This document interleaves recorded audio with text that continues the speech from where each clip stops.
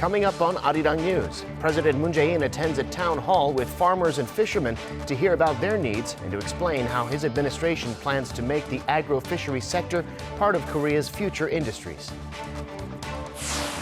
The U.S. Federal Reserve decides to keep interest rates steady and, with positive comments about the American economy, indicates that it's not planning to change rates for the whole of next year. And at the UN Security Council, the U.S. urges North Korea to negotiate with it and not launch more missiles. China and Russia, however, emphasize the need for the U.S. to make concessions to the regime. It's 4:00 p.m. here in Seoul. Thank you for tuning in to Arirang News. I'm Devin Whiting. We start with the UN Security Council meeting on North Korea's recent missile tests that came at Washington's request. The members of the Security Council all agreed on the need to achieve the denuclearization of the Korean peninsula, but they differed on how to go about it. Kan Young-woo reports. With under 3 weeks left until North Korea's self-imposed year-end deadline for the United States to come up with a new approach for their denuclearization talks, Washington's envoy to the UN said the Trump administration is prepared to be flexible and ready to resume dialogue. We recognize the need for a balanced agreement that addresses the concerns of all the parties. But we cannot do this alone. North Korea must make this difficult but bold decision to work with us. But at the same time, the U.S. official upped pressure on North Korea by raising the regime's recent launches. These ballistic missile tests, no matter their range, undermine regional security and stability are in a clear violation of UN Security Council resolutions. These actions also risk closing the door on this opportunity to find a better way for the future. The UN Assistant Secretary General for the Middle East, Asia, and the Pacific, Mohammed Khalid Kyari, also expressed concern over North Korea's provocative actions, calling them deeply troubling. Russia and China call for reciprocal steps by Washington and Pyongyang to make progress, stressing that UN sanctions should be subject to change step by step depending on what North Korea does. It is imperative that this Council take action and invoke the reversible provisions in the DPRK-related resolution as soon as possible, in light of the evolving situation on the peninsula, and make necessary adjustments to the sanctions.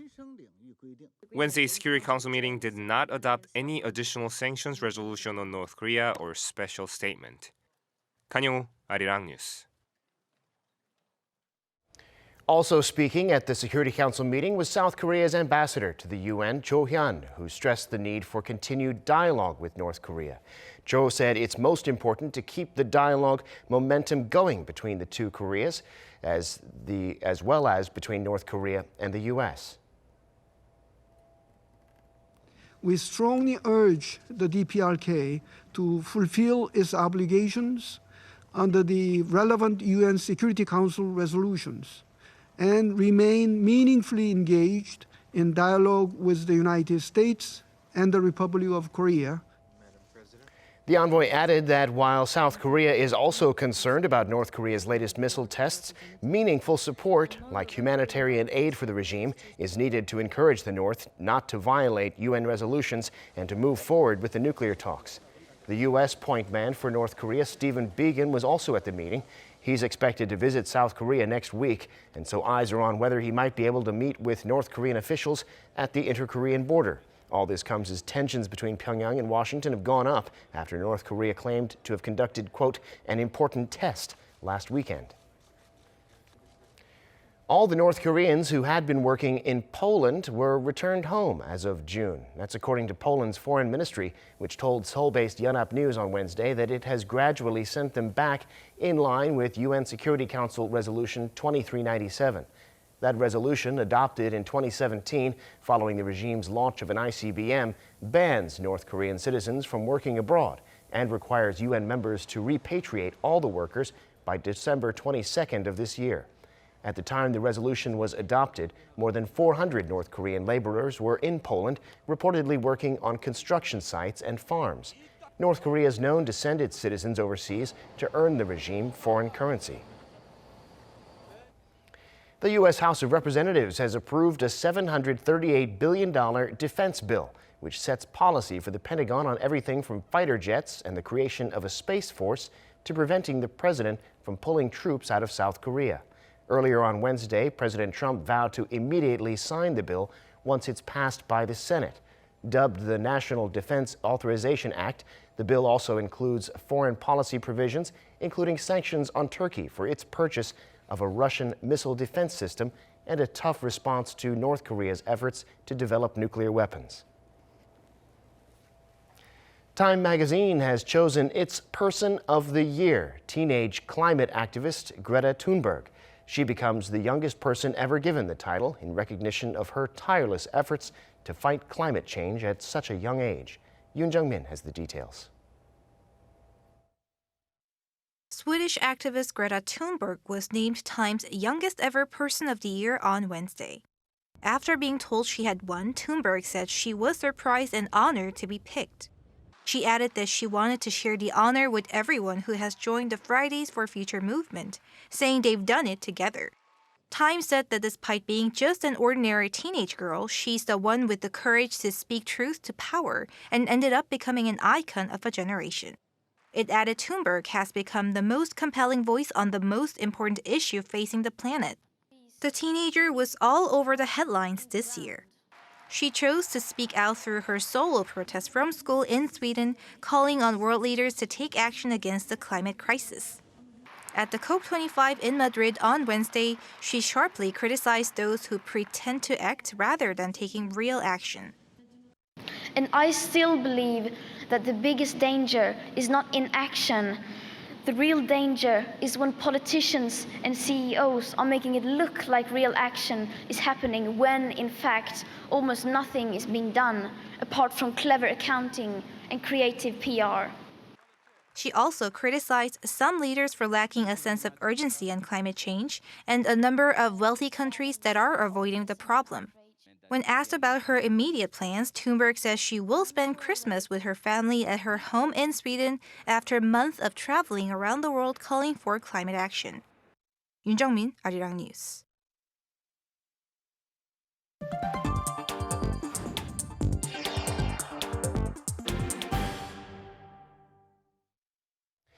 President Moon has declared his commitment to developing the agriculture and fishery industries. In a town hall meeting this morning, he explained the government's efforts to attract the younger population to the country's farming and fishing villages. Park Hee-jun has more. Understanding that the agriculture and fisheries industries are still key in South Korea's future, President Moon Jae-in has vowed to develop and transform these sectors. 정부의 농업 정책은 농어민의 정직함과 숭고함에 대답해야 합니다. 정부는 지속 가능한 농중의 가치를 실현하면서 혁신과 성장의 혜택이 고루 돌아가도록 농정의 틀을 과감히 전환하겠습니다. President Moon attended a town hall meeting with some 700 government officials, farmers, fishermen, and experts in Cheonju, Jeollabuk-do province on Thursday to listen to the voices of those working in the field. The president said South Korea's rapid industrial development was made possible thanks to the backing of the agriculture and fishery industries. But he also noted how such rural areas were devastated in the process. He explained how his administration is working to attract more people, particularly younger people, to rural areas, making it a key national agenda. For that, President Moon has laid out various government goals, which include the application of smart technology. Korea's smart farm technology has advanced greatly, being exported to Central and Southeast Asia, the Middle East, and the U.S. But the president plans to expand it to other areas like the livestock and fishery sectors. And by applying it to smaller firms and fisheries, he hopes to raise the industry's competitiveness and make life easier for elderly workers. As part of an on-site tour, President Moon visited a smart cooling house being developed by the Rural Development Administration that allows crops to be grown even when the outside temperatures is above 40 degrees Celsius. This is among the follow-up projects to the South Korea-UAE summit in March last year, where the leaders agreed to enhance agricultural cooperation. 그럼 언제부터 이게 일반 민간에게까지 이렇게 하나의 스마트 저희들이 가장 핵심은 기술적으로는 문제가 없고 저희들이 이게 농가의 재해 규격을 만들어서 만해 사태에 대비할 수 있는 것을 지금 실험을 하고 있고요. 빠른 농가들은 원하면 내년부터라도 본인의 책임 하에는 할 수 있습니다. 기술은 충분히 있고요. According to the Blue House, a cooling system will be installed in the Sharjah region of the UAE to demonstrate the technique. If successful, it will allow Korea to completely localize the materials used in the greenhouse, opening up a new area of exports. Park Hee-jun, Arirang News. The U.S. Federal Reserve, in its last meeting of the year, has left interest rates unchanged and hinted at keeping them where they are through next year. In response, the Bank of Korea says that decision was in line with market expectations. Kim Hae-sung reports. South Korea's central bank says the Fed's rate freeze at a range of 1.5 to 1.75% was in line with what the market was expecting. Following a meeting on Thursday to review the Fed's decision, the Bank of Korea's senior deputy governor Yoon Myung-sik said market interest rates fell, Wall Street went up, and the U.S. dollar weakened after the Fed's move. Regarding the Fed's removal of the word uncertainty about the outlook in its statement, Yoon said he also believes global uncertainties are dissipating. The Bank of Korea's benchmark rate of 1.25% puts it lower than the Fed's rate. Yoon said South Korea's financial market will see similar movement like Wall Street, but the U.S.-China trade dispute, the European Central Bank's monetary policy decision, and the general elections in Britain are some factors that could cause volatility. The Fed's unanimous decision to freeze rates comes after it made 3 straight cuts this year that lifted markets and countered recession fears amid the ongoing uncertainty linked to the U.S.-China trade dispute.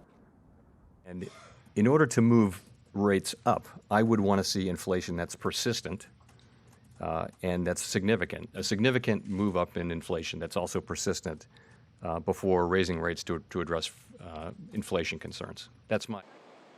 The Fed added that no action is needed with U.S. unemployment rate at its lowest level in 5 decades, strong corporate earnings, robust consumer spending, and low inflation, and stated its preference to stick to a consistent rate during an election year. The Fed also projected the U.S. economy to post GDP growth of 2.2% this year, followed in consecutive years by 2%, 1.9%, and 1.8% gains. Kim Hae-sung, Arirang News. Time for an in-depth look at the market news this afternoon, and for that I'm joined on the line by Dr. Kim Se-won, professor of economics at Ewha Women's University. Dr. Kim, thank you for making time today. Good afternoon, Devin. So far, Korea's exports are up this month, the first time in a year. Car parts are looking good, but semiconductors were down again compared to a year ago. What do you make of that, and what's your outlook as we come to the end of the year? If we take a look at data from the beginning of this month to the 11th of December, it is true that early progress of Korean export looks great, with over 7% increase compared to that of last year's. As you said, the automobile and communication devices export gained in December in a large scale, over 10%. But still, chip and display devices export decreased over 20%. Since there has been 12 straight month export decrease until November in Korea, there is much attention towards the end of export decrease in December. Right. Well, talking about growth forecasts, the Korean government's looking to have the economy grow next year by 2.3%. That's higher than the IMF's projection of 2.2%. Do you think 2.3 is doable? If I put it straight, I believe that next year's economy will be more difficult than this year's. So that means 2.3% economic growth in 2020 won't be easy at all. Domestically, investment and employment are very weak, and major economies like China, EU, and Japan are under serious recession. So, except the United States. So, global recession will limit the export increase of next year. Very interesting. Well, speaking of the U.S., we have the Fed's last meeting of the year, which wrapped up on Wednesday. The Fed decided to keep interest rates where they are, and the committee members seem to indicate that rates won't change next year. Tell us about that meeting. As expectation of the market, U.S. Fed has decided to hold a key interest rate at 1.5% to 1.75% level. fundamental reasons are a robust U.S. economy with economic growth over 2% and very stable inflation under 2% level. And at the same time, after meeting of FOMC, Fed gave signal of long pause of interest until the end of the first half of the next year, like until June of the 2020. Yeah, well, we've also seen caution this week, not so much because of the Fed meeting, but because of the December 15th deadline for a U.S.-China trade deal. After that, new tariffs are set to take effect on China. There are a few ways this could go, including a tariff delay. What would the market response be to these different outcomes? As of now, it is highly expected that Trump administration will delay 15% tariffs on Chinese $160 billion of export, which is supposed to be imposed on 15th of December. Mr. Trump wants to finalize the phase one deal with China sooner or later, so he doesn't have a pressing incentive to impose tariffs right now by taking a risk of screw up the negotiation. So I believe that the tariffs by U.S. government will be delayed. I imagine there would be a positive response in the markets to that, if so. But the Korean market is up for the week. What effect is the U.S.-China trade deal having locally? As U.S.-China deal negotiation gets longer and more complicated, Korean equity market goes down because Korean economy is highly dependent on these two countries, U.S. and China. But as expectation of phase one deal becomes higher, it does give positive impact on Korean market, and that positive impact will be continued until the completion of the phase one deal. Got it. All right, Dr. Kim, we appreciate your insights as always. Thanks so much for coming on. Thank you very much. Now, the United States, Canada, and Mexico have signed a new trade pact to replace NAFTA. And our Kim Da-mi explains what's in the deal and how it could affect South Korea. Replacing the quarter-century-old trade pact NAFTA, the United States and Mexico-Canada agreement includes changes that aim to strengthen the labor laws and keep down prices for biologic drugs by eliminating a patent provision. Not only does it preserve essential cross-border supply chains, but it significantly increases workers' rights and levels the playing field for workers across North America. The negotiation is a victory for all three nations, but also for President Trump, who has long blamed NAFTA for the loss of millions of American manufacturing jobs. The new deal satisfies President Trump in the way that Mexican markets will now be more open, while US markets are still protected, such as producing a certain amount of the automobiles in North America. Also, it's a great step for Trump, who's facing a formal impeachment inquiry ahead of the upcoming US election next November. According to experts, the new deal's direct impact on South Korea will be limited. Korean auto companies have much smaller operations in Mexico than the US and Japanese auto firms, so there is not much impact on Korea. However, the USMCA still has a significance, as it will now serve as an appropriate example that guides the global trade order with its higher trade standards. The USMCA is a sophisticated deal with trade standards that are much higher and more advanced than expected, such as the term for intellectual property rights being extended to 75 years, whereas it remains 7 years under US-Korea FTA. The USMCA comes a year after US Democrats insisted on major changes to the parts on labor and environmental enforcement before voting on it. With Mexico ratifying the original USMCA in June, Canada will follow suit, and the fresh USMCA should pass US Congress under the Democrats' agreement. Kim Da-mi, Arirang News. A funeral ceremony for the former chairman of Daewoo Group, Kim Woo-choong, took place this morning at Aju University Hospital in Suwon. His family and former Daewoo workers paid their respects by singing the company's song and watching a collection of video footage of their late former boss. Kim will now be buried in Taean County, Chungcheongnam-do Province, where his mother is also buried. Kim, who founded what became one of the world's biggest companies, died from a chronic illness at the age of 82 on Monday. A special event has been held in Seoul to review the performance of this year's Brand K initiative. The Ministry of SMEs and Startups held a year-end event on Wednesday on Brand K, a government-sponsored consumer brand for local small and mid-sized producers. SMEs and Startups Minister Park Young-sun revealed next year's vision to further develop the brand, and certificates were given to 39 companies designated as Brand K firms. Awards were also given to conglomerates that helped the brand's development. Park said the combined sales of Brand K firms topped $25 million just 3 months after its launch, and it's become one of the nation's representative SME brands. The world's biggest oil producer, Saudi Aramco, saw its shares skyrocket following its historic stock market debut on Wednesday, making it the most valuable listed company in history. On its first day of trading on the Saudi Stock Exchange, shares of the state-run company surged 10%, the daily limit, to over $9 a share. This brought the company's valuation to almost $1.9 trillion, easily topping Apple and Microsoft, which are both worth less than $1.2 trillion. But the valuation remains below the kingdom's initial target of $2 trillion, and shares relied heavily on local investors, with a majority of buyers in Saudi Arabia.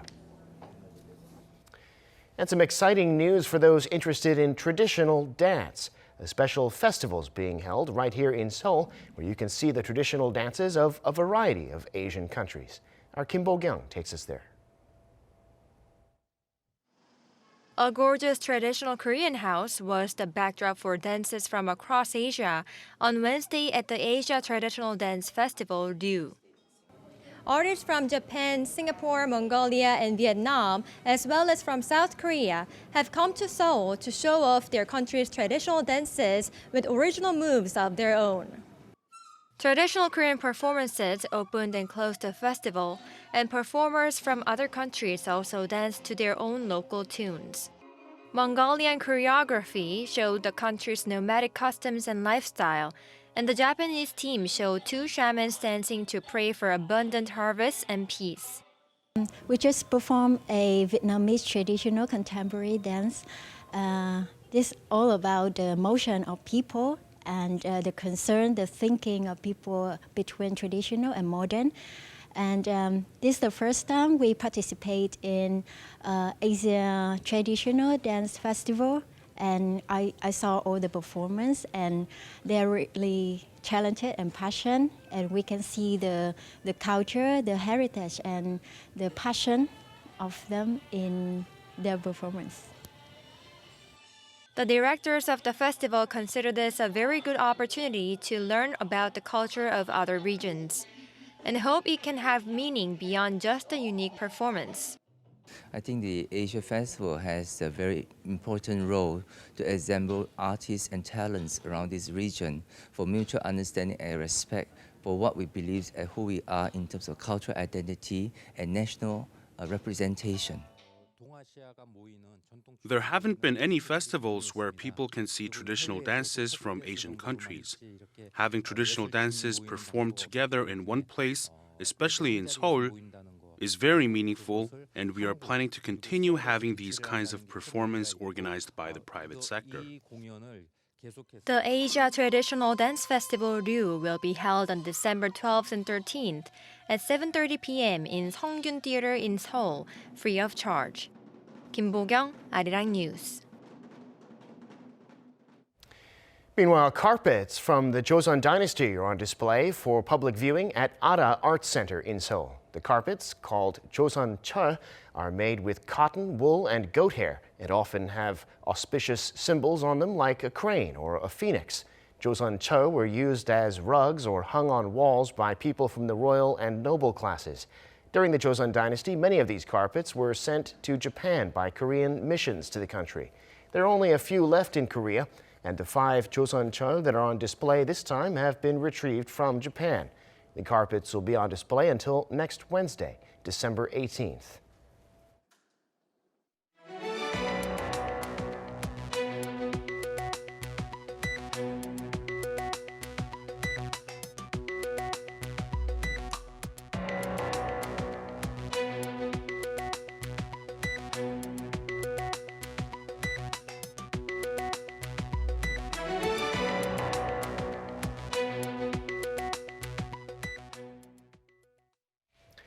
And that brings us to the end of this newscast. Thank you for watching. More live news coming your way at 7 p.m. Korea time.